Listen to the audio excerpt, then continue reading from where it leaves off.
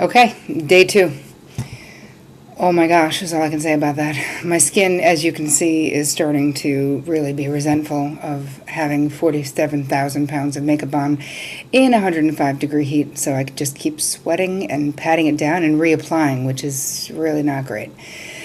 Today was really a roller coaster. It was very interesting.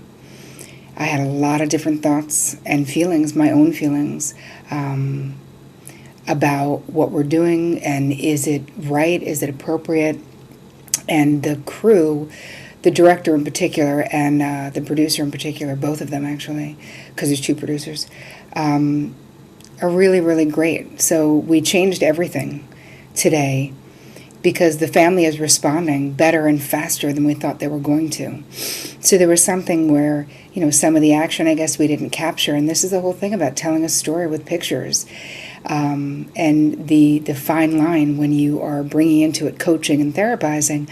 I mean, I really consider it coaching because you're not really therapizing on television in the time that I have with them. I really am impressed with how the director and both producers have responded to my concerns, and that everything that they've asked me, if I have not felt that it was therapeutically sound or that if it would do some damage, they've backed off and said, okay, we don't have to do that. Let's not do it. We were set to do the 3D sonogram today.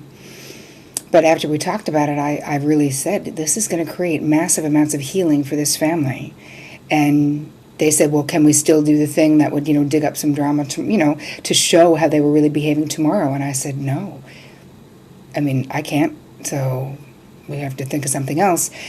And I feel really privileged to be with a crew that was like, okay, listen, we don't want to, we're here. If the process is going, we're riding the show, we're riding what's going on, we'll just change what our plan is to go with really where the family is at. The family I'm dealing with understands at this point how their behaviors are dysfunctional and have given them choices to do other things.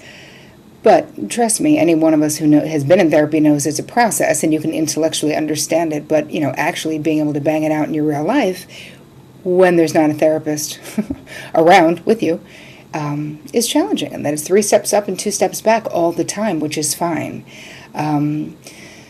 So I really had a really stressful moment this morning because there was so much that I needed to do recap-wise and laying it out-wise and coming up with actions that they could do themselves. I wrote my therapeutic notes last night about what I learned about the family, about each of them, and my very armchair diagnosis at that point, but behaviorally I was able to see what was going on and what needed to change. So I feel very free to be myself and do what I actually do in my practice that works. And I'm seeing a parallel process going on with the crew